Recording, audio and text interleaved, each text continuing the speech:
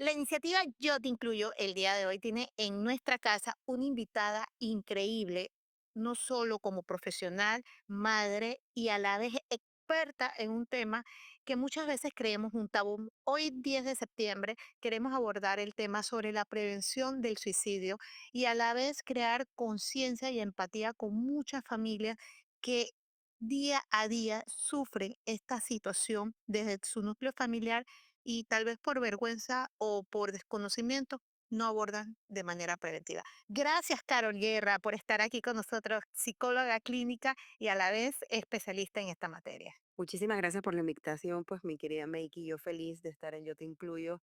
Hace mucho tiempo tenía que estar Uf, aquí yo en esta silla, pero bastante, bueno, bastante. se da cuando se puede, que es Eh, lo importante. Todo tiene un propósito. Y que las agendas pues no estiran, pero hoy estiraron, que es lo importante. Así que yo feliz de estar aquí, amiga. Cuéntame, a ver qué te cuento sobre tema tan importante de prevención en salud mental como el suicidio. Carol, iniciando, ¿cuáles son las principales manifestaciones o señales de una persona cuando está en este camino de la decisión de tomar esta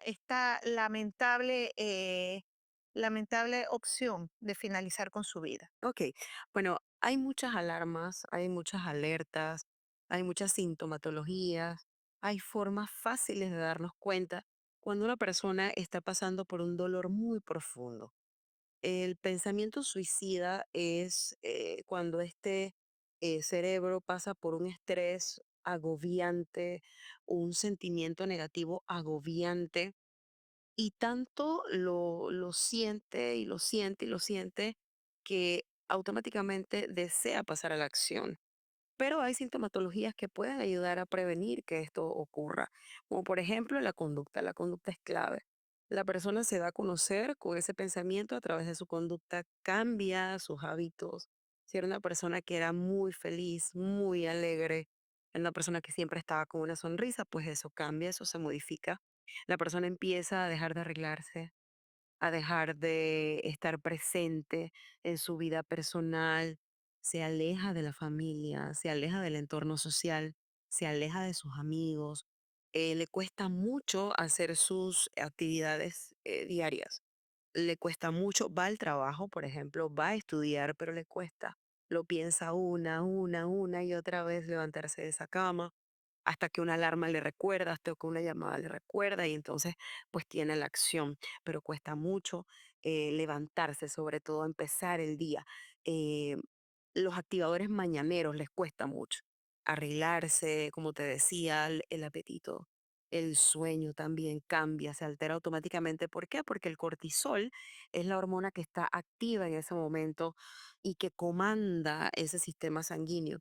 Entonces el cortisol tiene efectos secundarios muy fuertes que inconscientemente llevan al paciente a modificar la conducta. Entonces es fácil detección, nada más que hay que estar alertas y prestar mucha atención nosotros a nuestros seres queridos porque puede estar tocando la puerta, inclusive una persona que queremos, que amamos mucho y de repente no le prestamos atención. Pero sí, la persona empieza a modificar su conducta y es muy fácil de detectar, pero hay que pues estar pendiente y preguntar sobre todo. Carol, pero muchas veces algunos de los pacientes no muestran estas señales y lo hacen una máscara social Correcto. y es más complicado. Yo recuerdo, pues, en tantas situaciones que he tenido en mi vida, que, que al momento a veces no dejan ni una nota, no manifiestan nada, simplemente toman la decisión. Y esto también me imagino que es parte de lo que es la personalidad cuando toma, porque no se puede generalizar, hay casos específicos. Así es. Carol, ¿qué estadísticas, tasas por género, femenino, masculino, edad, son más vulnerables para estas decisiones? Buena pregunta. Mira que en la maestría, que ya casi me recibo, estoy en eso, de psicología clínica con especialización en psicoterapia integrativa, nunca se me olvida que estábamos en un debate en cuanto a las estadísticas, porque inclusive hay estadísticas que no se registran, Meki. Por ejemplo, pueden haber accidentes de tránsito que tú dices, ah, bueno, es que perdió el control del auto y pues chocó contra un puente, chocó contra otro auto. pero no sabemos cómo iba pensando esa persona. A veces son hechos que no quedan registrados ni siquiera en una estadística. Imagínate cómo va el asunto, ¿no? Pero es muy importante saber que las estadísticas las encabezan, adivina quién por género. ¿Quién tú crees? Los hombres. Los varones, correcto. Los varones, ¿por qué? Porque los varones tienden mucho a reprimirse y es una cuestión psicosocial que hay que cambiar. Y nosotras como mujeres, dentro de nuestra dinámica familiar, dentro de nuestra educación, los padres también dentro de la educación, necesitamos cambiar esa mala cultura psicosocial de los cumpleaños, de las fiestas, de los encuentros, donde tú ves un niño de 3, 2 años llorando y se le dice, No llores porque eres hombre. Reprime. está bonita esa palabra, está bonita esa expresión, pero la realidad es que lo decimos más fuerte.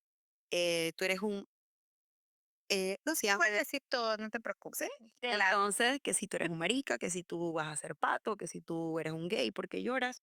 Entonces, por ahí yo tengo un contenido muy importante que voy a ver si lo termino, que habla sobre los lagrimales no tienen género, porque realmente los lagrimales no tienen género. El varón puede llorar como puede llorar la mujer y en ese llanto nos autorregulamos, en hablar, que las mujeres somos muy verborreicas, hablamos mucho, hablar sana, Stop, hablar libera. stop. Llorar nos autorregula. Claro, el llanto nos autorregula. Para mí, yo siempre le digo a los pacientes que esa agüita que nos dio Papá Dios en esos lagrimales que nos provocan el llanto, es así mismo como cuando vamos a lavar nuestra ropa sucia. Pues el cerebro se ensucia constantemente. Nosotros nos ensuciamos nuestra ropa y tenemos que dejarla en un cesto y 1 o 2 veces a la semana hay que lavarlo. Bueno, igualito es el cerebro, pero a veces el cerebro se ensucia más dependiendo del entorno que tengamos. Por eso es muy importante sanear nuestro entorno. Nuestro entorno debe ser un entorno feliz. Nuestro entorno debe ser un entorno agradable. Nosotros vinimos a este mundo a ser felices y todo lo que produzca lo contrario hay que ponerlo en esto. Claro. Entonces eso es muy importante para prevenir el pensamiento suicida. Entonces, los hombres tienen Incidencia. la mayor incidencia en las tasas, edades. Bueno, la verdad es que ahorita tenemos un boom en los adolescentes como pues especialista en el sistema educativo y especialista en el sistema privado, pues lamentablemente te puedo decir que tenemos mucho cutting. El cutting es una, por así decirlo, mala moda dentro de los riesgos de la salud mental que pues ahorita los adolescentes están teniendo como una falsa autorregulación, como un falso alivio al dolor, el lastimarse en su piel. Se llama autolaceración. Cuando el adolescente toma pues algún objeto punzocortante y pues se lastima sus muñecas, se lastima sus brazos, tiende a lastimarse los muslos en partes donde los papás no los pueden ver, donde los hermanos no se pueden dar cuenta, donde los amigos no se dan cuenta, ellos creen, y pues el ver esa sangre que sale de su cuerpo es como un falso alivio al dolor que lo desvía, el dolor emocional real, por el dolor corporal. Entonces, eso es un tema adolescentes que va en top. Pero sabes que esa moda no es vieja, no es nueva. No, claro. Esa moda cuando estábamos en el colegio, que yo tenía 14 años, lo observé mucho con un amigo que él tomó la decisión, por eso es que yo hablo tanto de salud mental, él tomó la decisión de suicidarse. Eso fue un impacto muy grande para mí porque era una persona muy cercana, tenía 14 años yo y él 15 y él se laceraba. Entonces él manifestaba constantemente conductas y él sí me manifestó, pero yo como era una niña no comprendía, no lo comprendía hasta que sucedió el tema, que fue una parte, un episodio que me hizo cambiar y buscar la espiritualidad y muchas otras cosas. Y entonces comprender la necesidad de crear esta prevención.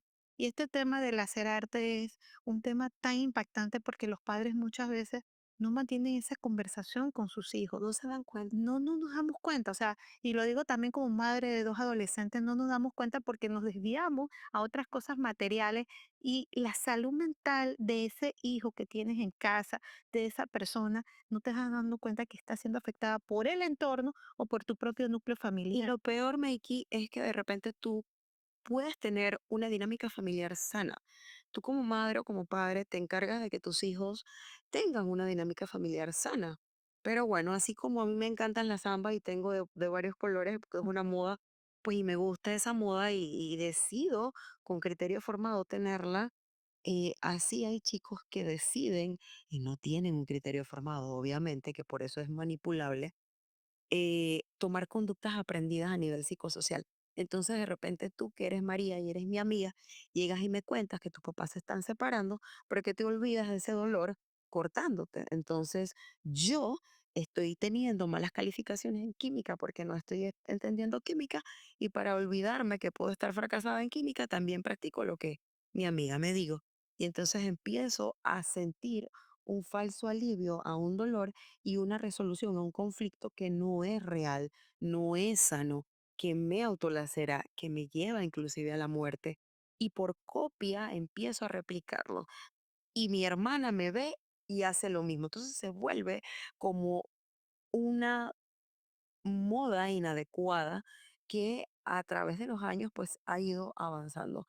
Ahorita mismo hay una serie que yo siempre se le recomiendo a mis pacientes, se llama 13 Reasons Why, eh, 13 razones. Está en Netflix, búsquenla.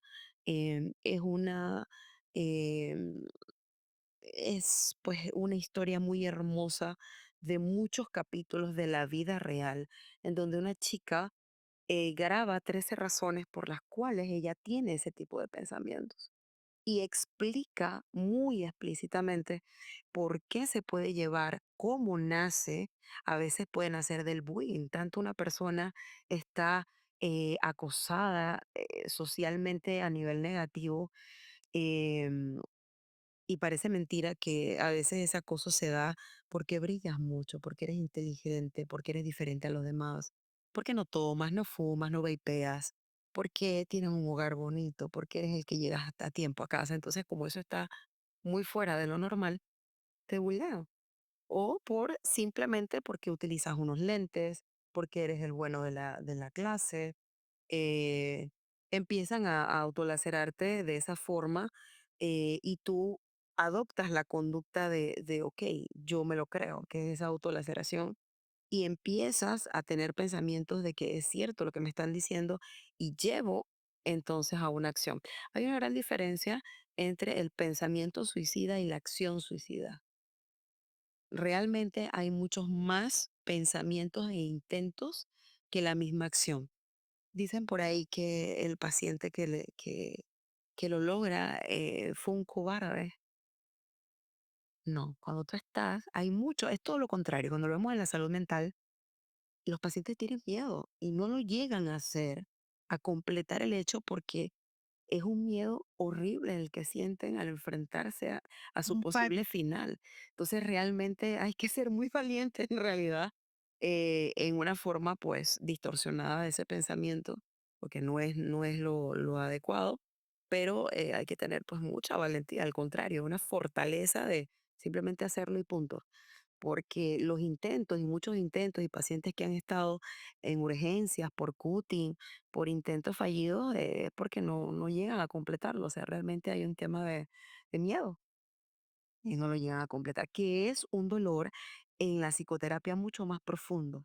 Intentarlo y quedar vivo es un tema muy delicado a nivel de psicoterapia. Intentarlo y quedar vivo sin lesiones todavía es un poco más llevadero, pero intentarlo y quedar vivo con lesiones es terrible. Entonces hay un tema muy profundo a nivel de salud mental que pues no llegar hasta allá, hay que prevenirlo, prevenirlo con una buena salud física, prevenirlo con un buen pensamiento, sobre todo, porque un pensamiento te lleva a una emoción y la emoción te lleva a una acción. Hay que evaluar siempre qué estamos pensando. Carol, ¿qué sucede después de post-suicidio? Núcleos familiares, mamá, papá, hermano, amigos, novios, esposos. ¿Qué sucede con las personas que dejaste atrás por esta decisión? Y me interesa mucho, pues yo no comprendía la decisión de él. Ujú. Hace un año también tuvimos un familiar muy cercano a mis hijas que tomó la decisión, un chico joven, y eso nos hizo también recapacitar acerca de qué estamos haciendo. Correcto. Pero el dolor y la estela que deja esta situación para es terrible. Entonces, ¿qué recomendaciones darías de salud mental? Porque existe una culpa. La culpa de que yo no te pude apoyar, la culpa de que no pude estar contigo, la culpa de como madre no pude llegar a salvarte, la culpa como padre que hice mal, la culpa como amigo que no te presté atención. Entonces, ¿cómo manejamos estos sentimientos de culpa y cómo yo sigo adelante cuando esa persona ya no está aquí? Buena pregunta. Mira que se me enchina la piel porque yo tengo 14 años en el sistema educativo. Felizmente, me encanta, me fascina trabajar con menores de edad, con prevenciones, programas que tenemos. Y también en la parte privada, nunca se me olvida, en el sistema público, eh, en ese entonces el ministro me confió un caso muy importante de Arraiján en donde había fallecido un menor de escasamente 8 años em, por temas de videojuego.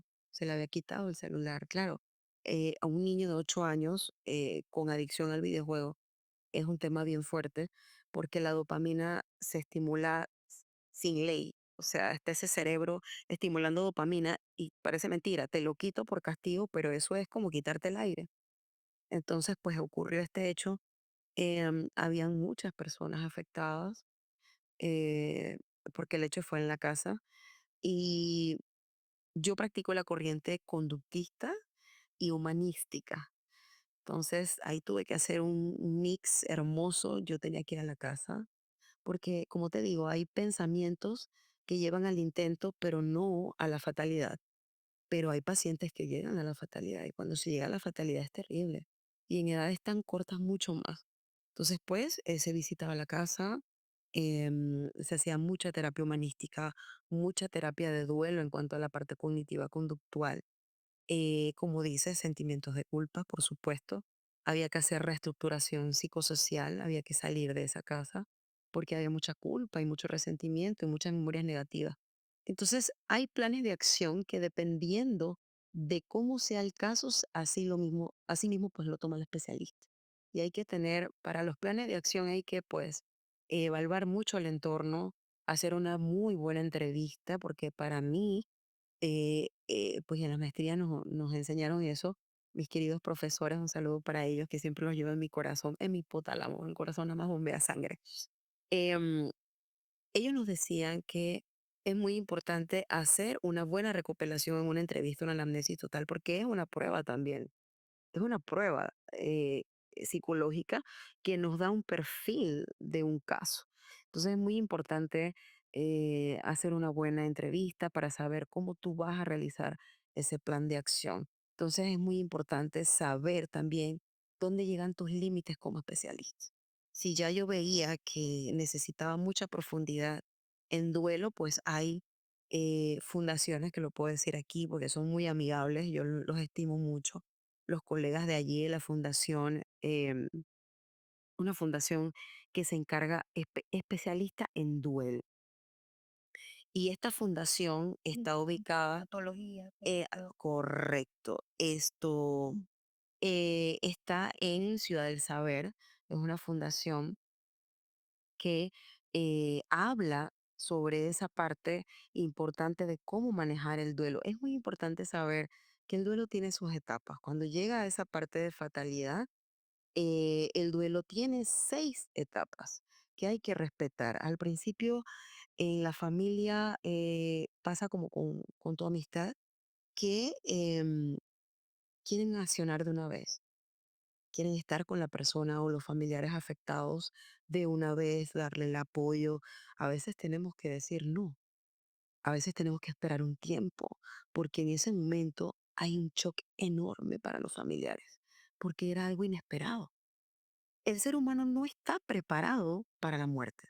Nuestro cerebro no está preparado para conceder la muerte, porque nuestro cerebro tiene como función principal preservar la vida. Desde que estamos de vientre de nuestra madre, el cerebro tiene como función que tú vivas hasta el último día de tu vida, que solo Dios va a saber cuándo está escrito en ese libro de la vida. Entonces el cerebro no tiene registrado una enseñanza cognitiva y emocional, mucho menos para aceptar la muerte. Para empezar, es la naturalidad del ser humano, no estamos preparados para eso. Ahora imagínate un hecho como este, un hecho tangible, un hecho emocional real. Eso saca de toda cordura Claro, a cualquier ser humano. Entonces, hay un tiempo que hay que respetar. Puede ser tu pareja, puede ser tu hermana, puede ser tu hermano, quien esté pasando esa situación. Y tienes el deber de respetar ese proceso individual, ajeno, privado, confidencial de esa persona, de llorar, de revolcarse, de gritar en un dolor profundo y saber que solamente tú puedes hacer esto. Estoy aquí. No hay palabra que valga para ese paciente. No hay palabra que valga para esa persona, esa madre que perdió a su hijo, esa tía que perdió a su sobrino, esa pareja que perdió a su amor. No hay palabra. Entonces, hay que dar un tiempo de consuelo y de que esa persona pase su proceso, que es la primera etapa, la etapa de shock, ¿sí? Esa etapa de shock es la etapa que hay que respetar porque tú quieres de una vez dar el apoyo y a veces ese apoyo no va a ser bien recibido claro. porque esa persona necesita esa privacidad para estar en contacto con eh, ese dolor, recibir ese dolor porque si tú lo ignoras es peor. La tristeza cuando llega hay que sentirla, Meki, y hay que valorarla, hay que darle ese valor. La gran diferencia es que en psicoterapia se te enseña que la tristeza tiene un tiempo preponderante. Tú tienes un tiempo de sentir la tristeza. Yo tengo un tiempo de sentir la tristeza. Allá nuestro querido productor y camarógrafo tiene un tiempo de sentir la tristeza, el enojo, las emociones, la felicidad. Cada cerebro tiene un tiempo de sentir y eso se tiene que respetar. Claro, me mencionaste, van 3 etapas, ¿verdad? Ujú. ¿Cuál sería la siguiente? ¿O son solo? Son 6 etapas. La primera es la del shock, Ajá, ¿verdad? O tú no lo puedes creer. La segunda es, ahí va la aceptación, esa impotencia.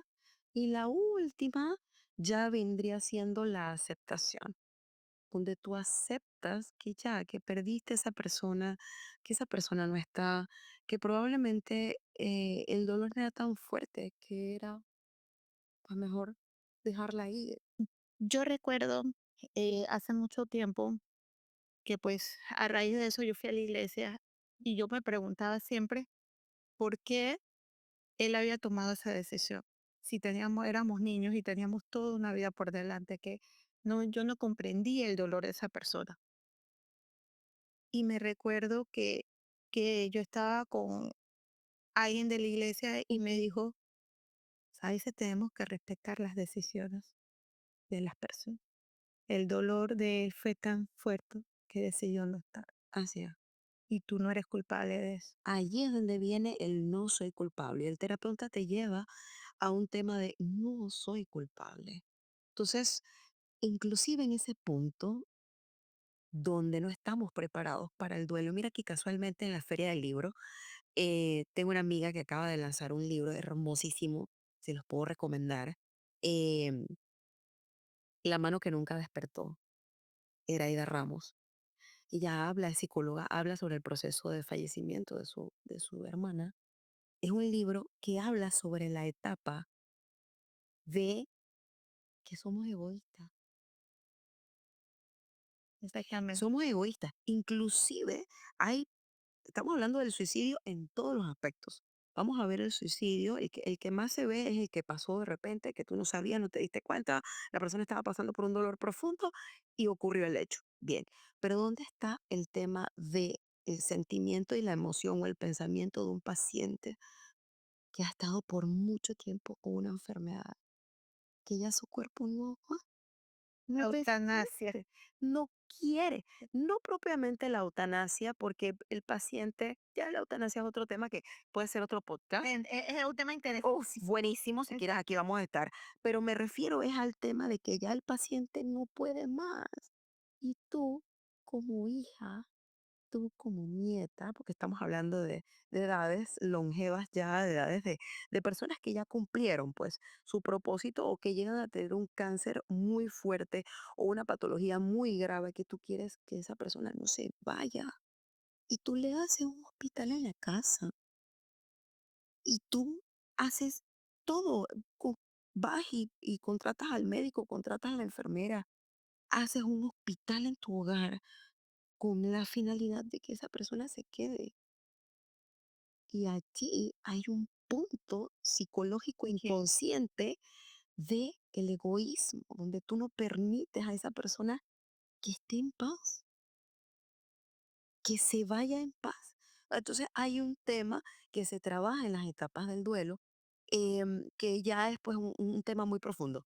Les decía lo de la fundación, se llama Rafael Piero de Laos, muy buena, queda en Ciudad del Saber, una fundación que es casi gratuita, eh, que es donde te decía que también tú como especialista, psicólogo, psicoterapeuta, psicólogo general, psicólogo clínico, psicólogo infantil, psicólogo familiar, psicólogo de pareja, tú sabes hasta dónde llegan tus competencias. Y si tú no tienes una especialidad en duelo, refiere. Esta fundación es muy hermosa porque son especialistas en duelo y hablan de todo esto y mucho más. Hermosísimo porque la salud mental es un mundo, Meiki. Y hay que saber para manejar el duelo que tiene sus 6 etapas, hay que saber hasta a qué especialista, tocarle la puerta. Eso es muy exactamente, y muchas importante. veces necesitas hasta un psiquiatra Sí, por la discapacidad psicosocial que pueda surgir producto de exactamente estos hechos que derivan un dolor tan profundo así que es. muchas veces químicamente hasta te altera. Mira, Carol, yo la verdad estoy muy agradecida. Este tema para mí es un tema también de vital importancia, es una experiencia de vida sobre la prevención del suicidio. Muchas personas hoy por hoy ignoran estos temas. Los hombres más que nada no manifiestan sus emociones. Las mujeres a la vez sufrimos como parte de la sociedad en las pérdidas y también como víctimas de estas decisiones que en un momento determinado se necesita mucha valentía, pero a la vez Prevención. se Mucha necesita prevención, valentía para hablar del tema y gestionar la prevención. Creo que ha sido un podcast lleno de emociones, recomendaciones, realidades, porque no hablamos solo de la línea de prevención, también hablamos de la realidad del duelo y a la vez esa conciencia que necesitamos todos los días, no solo hoy 10 es todos los días desde nuestro núcleo familiar, prestarle mucha atención a nuestros amigos, a nuestros padres, a nuestros hermanos, nuestros hijos y esposos, porque muchas veces los pensamientos suicidas están aquí y no los detectamos o normalizamos estas y conductas. la prevención, Meiki, para finalizar, la prevención es muy importante. ¿Qué podemos hacer ante pensamientos negativos? Constantemente el cerebro tiene una conducta y tenemos que ver cuál es la conducta de pensamiento del cerebro. La función del cerebro es pensar, nos comanda, pero eso demanda mi vida y la manda y la domina. Entonces es muy importante y ese señor hay que hacerlo nuestro amigo para empezar. Entonces, ¿cuáles son tus hábitos? Procura uno tener pensamientos positivos. Si te llenas de pensamientos negativos o ambientes negativos, esa es la principal puerta abierta para los pensamientos suicidas. Tener un ambiente negativo y tóxico. Dos, no tener buena salud de autocuidado, el ejercicio físico, consumir mucha agua, tener una buena alimentación rica en triptófano, que es los alimentos de pigmentación verde, ensaladas, lechuga, brócoli, carne blanca. Por sobre cualquier selección en el súper, selecciona la carne blanca. Pescado, pavo, pollo, porque tiene alto contenido de aminoácidos y vitaminas súper importantes que nos ayudan a alimentar el cerebro de una forma positiva. La alimentación es un tema hermosísimo de prevención. Aquí nos podemos quedar. El sueño, muy importante que duermas tus 7 a 8 horas reglamentarias. Si eres adulto, por lo menos mínimo 6. Respeta tus horas de sueño. Es muy importante eso y el ejercicio físico. El ejercicio físico autorregula y elimina lo que son las toxinas del puerquito que te comiste, de la hojaldrita que te comiste y de ese jefe que te tiene hasta ya tú sabes, o de esos informes que no has podido entregar, o de esa pareja que no puedes controlar, o de ese hijo que anda por ahí que piensa que él se manda solo, o de ese carro que me chocaron y no puedo controlarlo. El ser humano todos los días va a tener problemas, Make, y todos los días vamos a tener pensamientos negativos. El tema y la clave está en cómo podemos autorregularnos, la cara que le ponemos a ese problema, las emociones que demandan ese problema y saber que tú eres el dueño de tu vida y tú eres el dueño de tus pensamientos. Hay que controlar esa mente, querida. Dominar esa mente Claro. es el reto diario de Dominar cada la perdedor. mente para construir una autoestima positiva. Eso. Todo lo que acabas de describir, yo creo que lo voy a repostear y repostear y repostear porque tiene que ser un mantra de vida, Sí, una y lo resolución de vida. exactamente y crearnos a nosotros mismos la mejor versión de nosotros para poder dar así apoyo a otras personas, Así. tanto profesionalmente como en la vida personal. Gracias, amiga. Gracias a todos, gracias Carol, excelente. Bella. Gracias por Gracias a todos invitarnos. por compartir este podcast en Yo Te Incluyo. Un abrazo a todos. Bye.